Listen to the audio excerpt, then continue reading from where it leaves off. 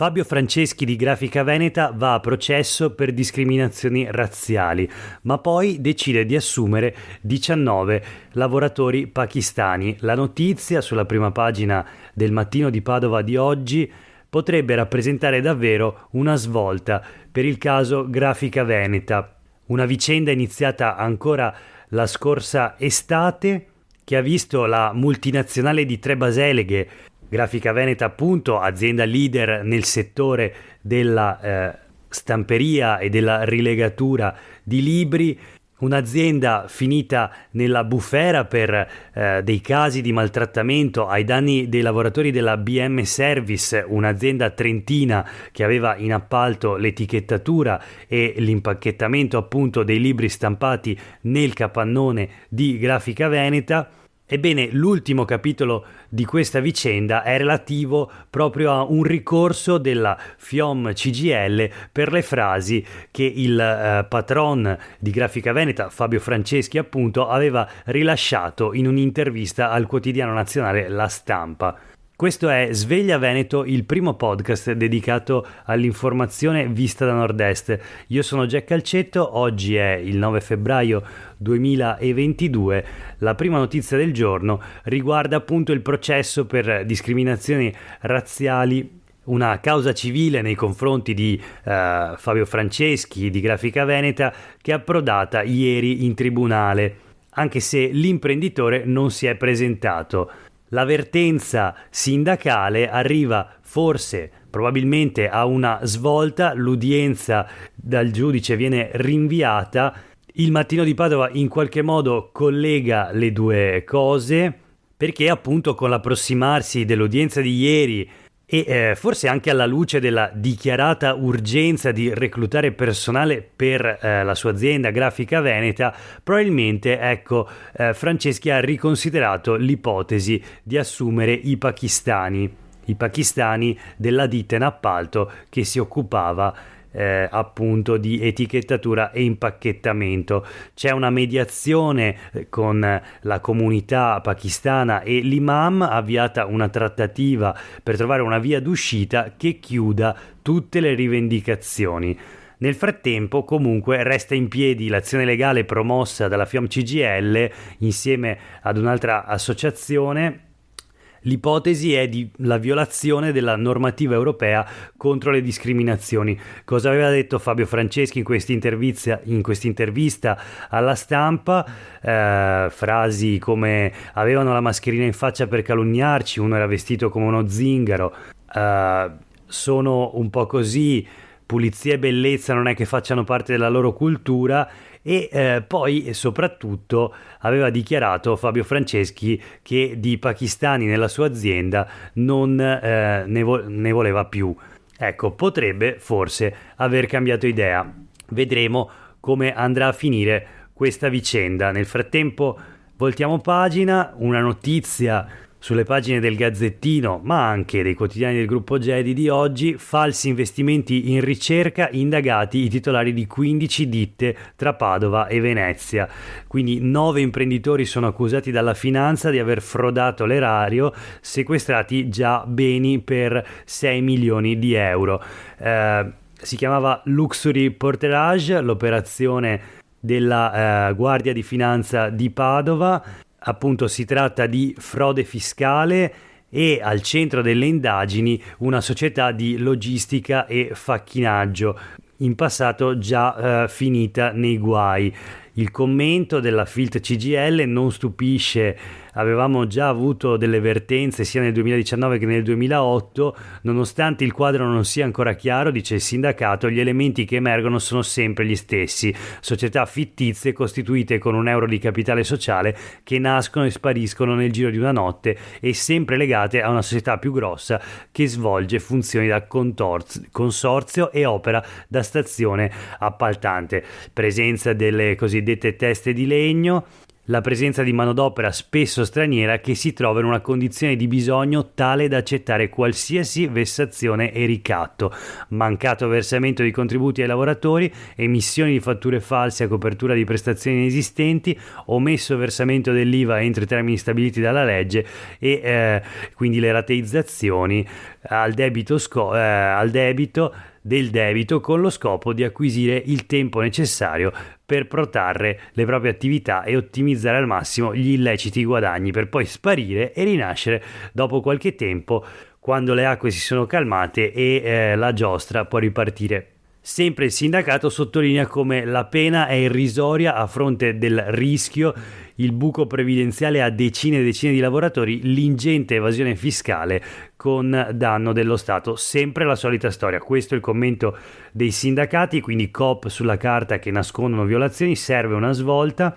Nel frattempo, quindi, le indagini della Guardia di Finanza di Padova hanno portato alla luce questo sistema di frode del fisco che si basava su false dichiarazioni di investimenti in ricerca e sviluppo, investimenti che in realtà non sarebbero mai stati fatti, beni sequestrati per 6 milioni di euro, 15 imprese coinvolte, 9 padovani indagati per frode fiscale, 3 immobili di pregio sequestrati, 2 a Padova e 1 a Venezia. E sempre a proposito di illeciti da parte di imprese o comunque di quella zona grigia che c'è nell'economia anche a nord-est, sulle pagine dei quotidiani di oggi ci sono alcuni dati. Ad esempio questo titolo che io trovo veramente inquietante: nei quotidiani del gruppo Gedi sono calate in Veneto a migliaia le imprese agricole delle mafie.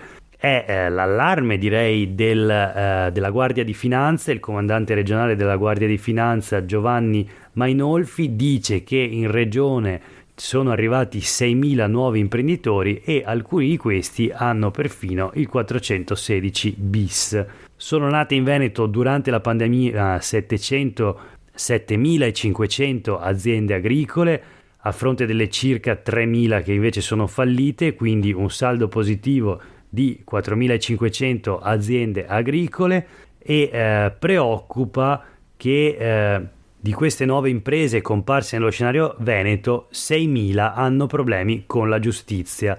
Lo dice appunto il comandante regionale della Guardia di Finanza, una percentuale enorme, 6.000 su 7.500.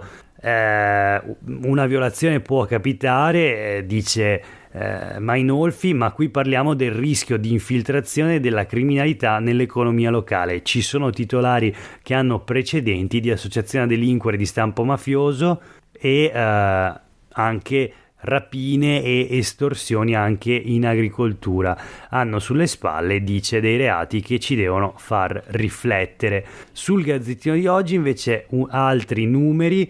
Qui parliamo dell'edilizia, dove è sospetto l'80% delle nuove aziende. È troppo facile aprirle, sempre appunto riferimento a dichiarazioni del generale Mainolfi, il comandante regionale della Guardia di Finanza. Individuati 150 soggetti con precedenti per mafia e 5.834 per usura, truffa, estorsione e reati nei confronti del fisco.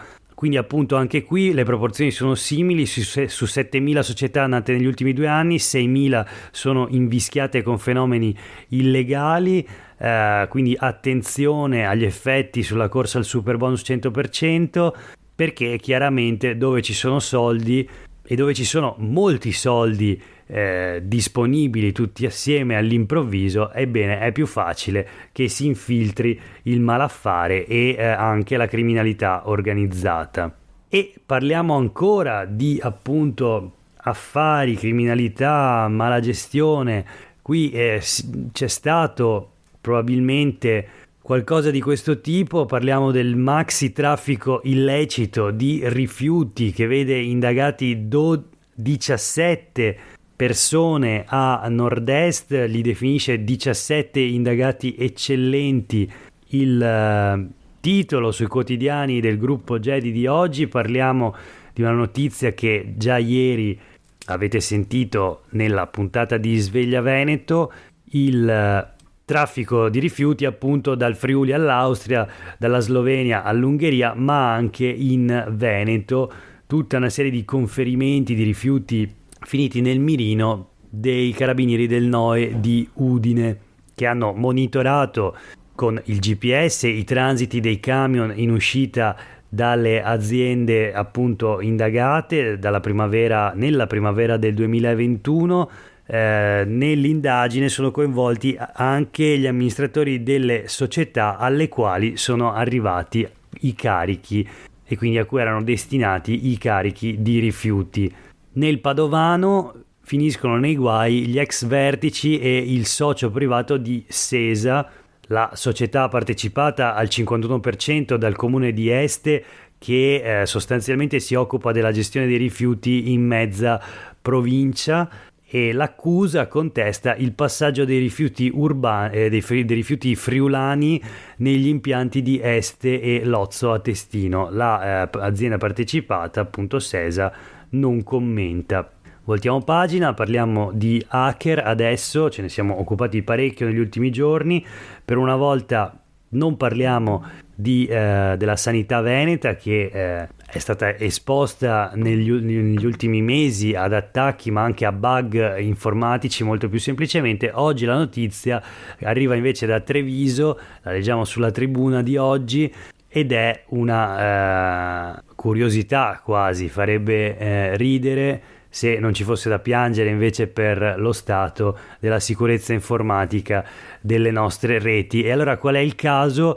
Era in corso una lezione dedicata al cyberbullismo, appunto un corso al quale erano collegati in DAD oppure direttamente negli istituti superiori attraverso le LIM, le lavagne interattive multimediali, quasi 500 classi degli istituti superiori del Trevigiano.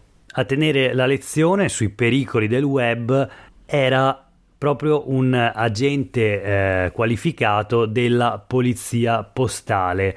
Insomma, un corso della polizia proprio dedicato ai pericoli del web, al cyberbullismo e altri argomenti di questo tipo, ma poco dopo l'inizio della lezione si è verificata un'intrusione da parte di alcuni hacker, o forse dei buontemponi, che hanno iniziato a inveire, dire parolacce e anche pare offese contro il presidente della regione Luca Zaia.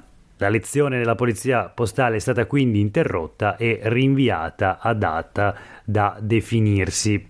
Nel frattempo, vista l'ennesima falla invece nel sistema della regione, arriva il monito dell'ordine degli ingegneri di Padova, che dice: affidate la cyber security agli ingegneri informatici, la sicurezza informatica appunto è materia per gli ingegneri. Quindi una strigliata nei confronti della regione dopo appunto l'ennesima falla scoperta nei giorni scorsi da un'inchiesta, tra l'altro, del Mattino di Padova, di un quotidiano locale, quindi non certo della CIA.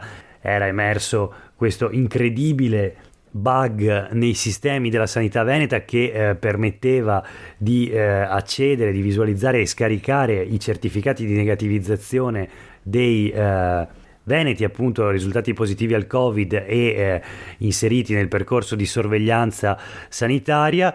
Finalmente si sveglia l'opposizione in Consiglio regionale e chiede a Zaia di dire quanti e quali certificati Covid sono stati scaricati illegalmente. Vedremo come proseguirà questa vicenda.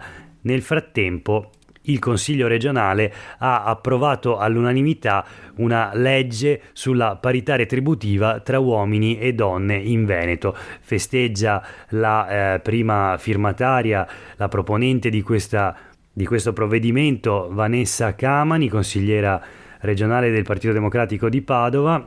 Dice: è il primo tassello di un lungo percorso. Del resto la differenza salariale tra uomini e donne nelle imprese private del Veneto arriva a superare il 20%. Ora c'è una legge finanziata con 100.000 euro da parte della regione, chissà se basteranno a almeno impattare in qualche misura su questa grave ferita non solo per il Veneto ma per tutta la nostra società.